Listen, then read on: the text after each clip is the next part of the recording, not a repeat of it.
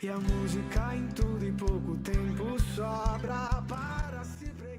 Debate para o esclarecimento do valor das indulgências pelo Dr. Martin Luther, em 1517. Por amor à verdade, no empenho de elucidá-la, discutir-se-á o seguinte em Wittenberg, sob a presidência do reverendo padre Martinho Lutero, mestre de artes e de santa teologia, e o professor catedrático desta última, naquela localidade. Por esta razão, ele solicita que os que não puderem estar presentes e debater conosco oralmente o façam por escrito, mesmo que ausentes. Em nome do nosso Senhor Jesus Cristo. Amém. Tese de número 1. Ao dizer, fazei penitência, o nosso Senhor e Mestre Jesus Cristo quis que toda a vida dos fiéis fosse penitência. Tese de número 2. Esta penitência não pode ser entendida como penitência sacramental, isto é, da confissão e satisfação celebrada pelo ministério dos sacerdotes. 3. No entanto, ela não se refere apenas a uma penitência interior. Sim, a penitência interior seria nula se, externamente, não produzisse toda sorte de mortificação da carne. 4. Por consequência, a pena perdura enquanto persiste o ódio de si mesmo, isto é, a verdadeira penitência interior, ou seja, até a entrada dos reinos dos céus. 5. O Papa não quer nem pôde dispensar de quaisquer penas senão daquelas que impôs por decisão própria ou dos cânones. 6. O Papa não pode remitir culpa alguma, senão declarando e confirmando que ela foi perdoada por Deus, ou, sem dúvida, remitindo-a nos casos reservados para si. Se estes forem desprezados, a culpa permanecerá por inteiro. 7. Deus não perdoa a culpa de qualquer pessoa, sem ao mesmo tempo sujeitá-la em tudo humilhada ao sacerdote, seu vigário. 8. Os cânones penitenciais são impostos apenas aos vivos. Segundo os mesmos cânones, nada deve ser imposto aos moribundos. 9.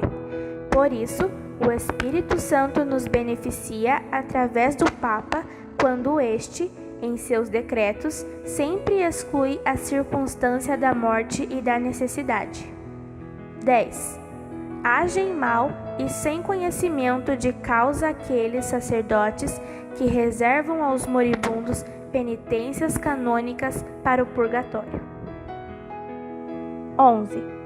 Essa erva daninha de transformar a pena canônica em pena do purgatório parece ter sido semeada enquanto os bispos certamente dormiam.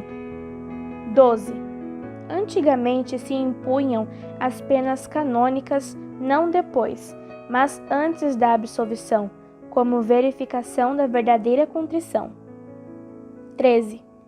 Através da morte, os moribundos pagam tudo e já estão mortos para as leis canônicas, tendo, por direito, isenção das mesmas. 14. Saúde ou amor imperfeito no moribundo necessariamente traz consigo grande temor, e tanto mais quanto menor for o amor. 15. Este temor e horror por si só já basta, para não falar de outras coisas, para produzir a pena do purgatório, uma vez que estão próximos do horror do desespero. 16. Inferno, purgatório e céu parecem diferir da mesma forma que o desespero, o semidesespero e a insegurança. 17. Parece desnecessário para as almas no purgatório que o horror diminua na medida em que cresce o amor. 18. Parece não ter sido provado, nem por meio de argumentos racionais, nem da Escritura, que elas se encontram fora do estado de mérito ou de crescimento no amor. 19. Também parece não ter sido provado que as almas no purgatório estejam certas de sua bem-aventurança, ao menos não todas, mesmo que nós, de nossa parte, tenhamos plena certeza. 20. Portanto, sob remissão plena de todas as penas, o Papa não entende simplesmente todas, mas somente aquelas que ele mesmo impôs. 21. Erram, portanto, os pregadores de indulgências que afirmam que a pessoa é absolvida de toda a pena e salva pelas indulgências do Papa. 22. Com efeito, ele não dispensa as almas no purgatório de uma única pena que, segundo os cânones, elas deveriam ter pago nesta vida. 23. Se é que se pode dar algum perdão de todas as penas a alguém, ele certamente só é dado aos mais perfeitos, isto é, pouquíssimos. 24.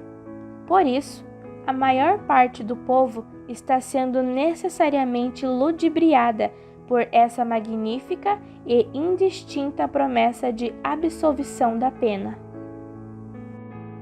25. O mesmo poder que o Papa tem sobre o purgatório de modo geral, qualquer bispo e cura tem em sua diocese e paróquia em particular. 26. O Papa faz muito bem ao dar remissão às almas, não pelo amor das chaves, que ele não tem, mas por meio de intercessão. 27.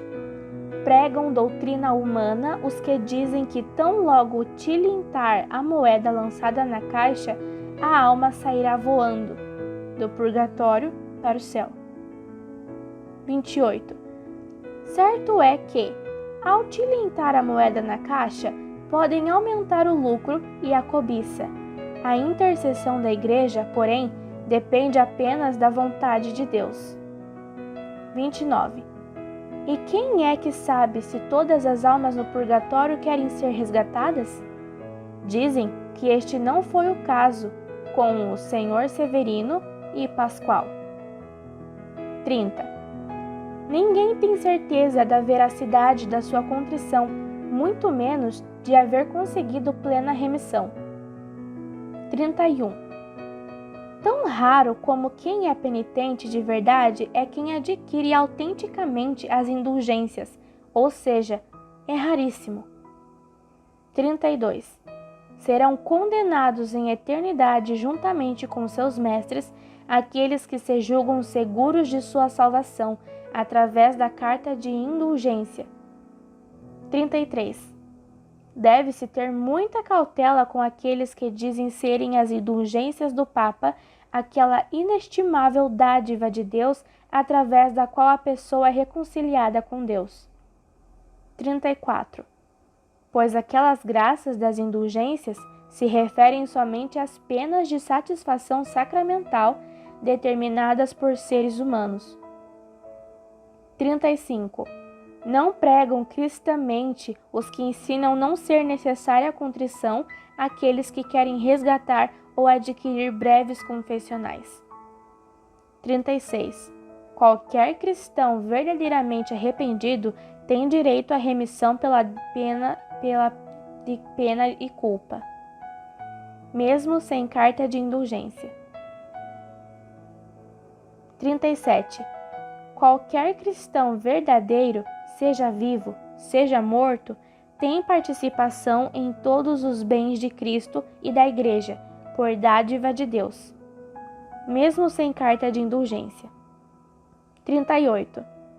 Mesmo assim, a remissão e participação do Papa de forma alguma devem ser desprezadas, porque, como disse, constituem declaração do perdão divino.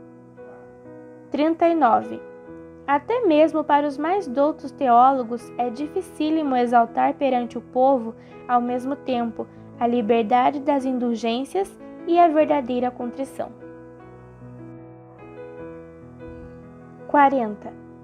A verdadeira contrição procura e ama as penas, ao passo que a abundância das indulgências as afrouxa e faz odiá-las, pelo menos dando ocasião para tanto. 41. Deve-se pregar com muita cautela sobre as indulgências apostólicas, para que o povo não as julgue erroneamente como preferíveis e as demais boas obras do amor. 42. Deve-se ensinar aos cristãos que não é pensamento do Papa que a compra de indulgências possa, de alguma forma, ser comparada com as obras de misericórdia. 43. Deve-se ensinar aos cristãos que, dando ao pobre ou emprestando ao necessitado, procedem melhor do que se comprassem indulgências. 44. Ocorre que através da obra de amor cresce o amor e a pessoa se torna melhor, ao passo que com as indulgências ela não se torna melhor, mas apenas mais livre da pena. 45. Deve-se ensinar aos cristãos que vê um carente e o negligencia para gastar com indulgências, obtém para si não as indulgências do Papa, mas a ira de Deus. 46.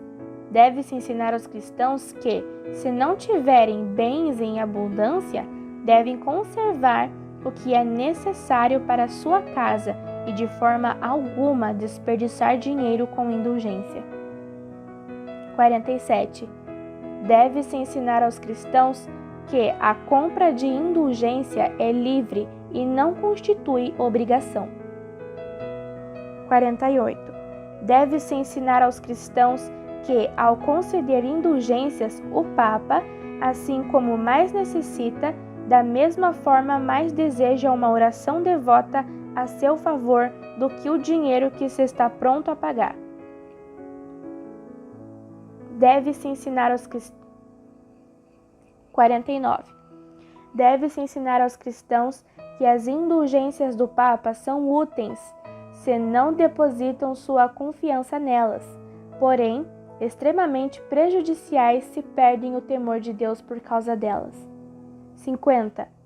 Deve-se ensinar aos cristãos que, se o Papa soubesse das exações dos pregadores de indulgências, preferiria reduzir as cinzas de Basílica de São Pedro a edificá-la com a pele, a carne e os ossos de suas ovelhas. 51. Deve-se ensinar aos cristãos que o Papa estaria disposto, como é seu dever, a dar do seu dinheiro àqueles muitos de quem alguns pregadores de indulgências extraem ardilosamente o dinheiro, mesmo que para isso fosse necessário vender a Basílica de São Pedro. 52. Vã é a confiança na salvação por meio de cartas de indulgências, mesmo que o comissário ou até mesmo o próprio Papa desse sua alma como garantia pelas mesmas. 53. São inimigos de Cristo e do Papa aqueles que, por causa da pregação de indulgências, fazem calar por inteiro a palavra de Deus nas demais igrejas. 54. Ofende-se à palavra de Deus quando, em um mesmo sermão, se dedica tanto ou mais tempo às indulgências do que a ela. 55. A atitude do Papa é necessariamente esta: se as indulgências, que são o menos importante, são celebradas com um toque de sino, uma procissão e uma cerimônia, o Evangelho, que é o mais importante, deve ser anunciado com uma centena de sinos, procissões e cerimônias. 56. Os tesouros da Igreja, dos quais o Papa concede as indulgências, não são suficientemente mencionados nem conhecidos entre o povo de Cristo. 57. É evidente que eles certamente não são da natureza temporal, visto que muitos pregadores não o distribuem tão facilmente, mas apenas os ajuntam. 58. Eles tampouco são os méritos de Cristo e dos santos, pois estes sempre operam, sem o Papa, a graça do ser humano interior e a cruz, a morte e o inferno do ser humano exterior. 59. São Lourenço disse que os pobres da Igreja são os tesouros da mesma, empregando, no entanto, a palavra como era usada em sua época. 60. É sem temeridade que dizemos que as chaves da Igreja que lhe foram proporcionadas pelo mérito de Cristo constituem este tesouro. 61. Pois está claro que para a remissão das penas e dos casos, o poder do Papa por si só é suficiente. 62. O verdadeiro tesouro da Igreja é o Santíssimo Evangelho da Glória e da Graça de Deus. 63. Este tesouro, entretanto, é o mais odiado e com razão, porque faz com que os primeiros sejam os últimos. 64. Em contrapartida, o tesouro das indulgências é o mais benquisto, e com razão, pois faz dos últimos os primeiros. 65. Por esta razão, os tesouros do Evangelho são as redes com que outrora se pescavam homens possuidores de riquezas. 66. Os tesouros das indulgências, por sua vez, são as redes com que hoje se pesca a riqueza dos homens. 67. As indulgências apregoadas pelos seus vendedores como as maiores graças realmente podem ser entendidas como tal, na medida em que dão boa renda. 68. Entretanto, na verdade, elas são as graças mais ínfimas em comparação com a graça de Deus e a piedade na cruz. 69. Os bispos e curas têm a obrigação de admitir com toda a reverência os comissários de indulgências apostólicas. 70. Tem, porém, a obrigação ainda maior de observar com os dois olhos e atentar com ambos os ouvidos para que esses comissários não preguem os seus próprios sonhos em lugar do que lhes foi incumbido pelo Papa. 71. Seja excomungado e maldito quem falar contra a verdade das indulgências apostólicas. 72. Seja bendito, porém, quem ficar alerta contra a devassidão e licenciosidade das palavras de um pregador de indulgências. 73. Assim como o Papa, com razão, fulmina aqueles que de qualquer forma procuram defraudar o comércio de indulgências. 74. Muito mais deseja fulminar aqueles que, a pretexto das indulgências, procuram defraudar a santa caridade e verdade. 75. A opinião de que as indulgências papais são tão eficazes ao ponto de poderem absolver um homem, mesmo que tivesse violentado a Mãe de Deus, caso isso fosse possível, é loucura. 76. Afirmamos, pelo contrário, que as indulgências papais não podem anular sequer o menor dos pecados veniais no que se refere à sua culpa. 77. A afirmação de que nem mesmo São Pedro, caso fosse o Papa atualmente, poderia conceder maiores graças é blasfêmia contra São Pedro e o Papa. 78. Afirmamos ao contrário, que também este, assim como qualquer Papa, tem graças maiores, quais sejam o Evangelho, os poderes, os dons de curar, etc., como está escrito em 1 Coríntios 12. 79.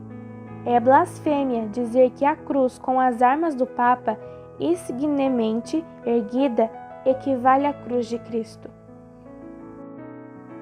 80. Terão que prestar contas os bispos, curas e teólogos que permitem que semelhantes conversas sejam difundidas entre o povo.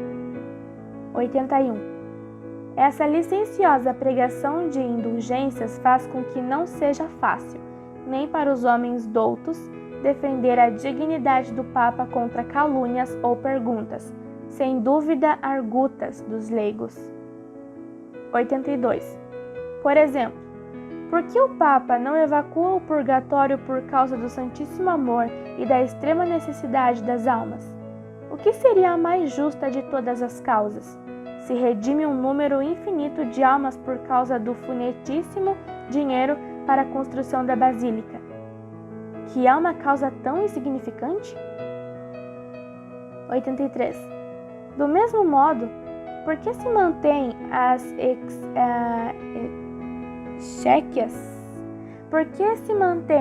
exéquias e os aniversários dos falecidos, e por que ele não restitui ou permite que se recebam de volta as doações efetuadas em favor deles, visto que já não é justo orar pelos redimidos? 84. Do mesmo modo, que nova piedade de Deus e do Papa é essa? Por causa do dinheiro, permitem ao ímpio e inimigo redimir uma alma piedosa e amiga de Deus?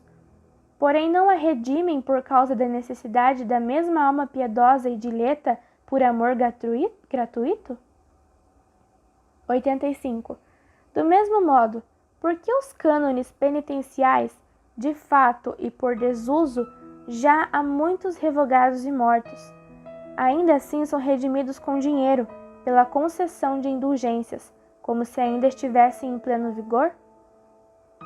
86. Do mesmo modo, por que o Papa, cuja fortuna hoje é maior do que a dos mais ricos crassos, não constrói com seu próprio dinheiro, ao menos, esta uma basílica de São Pedro, ao invés de fazê-lo com o dinheiro dos pobres fiéis?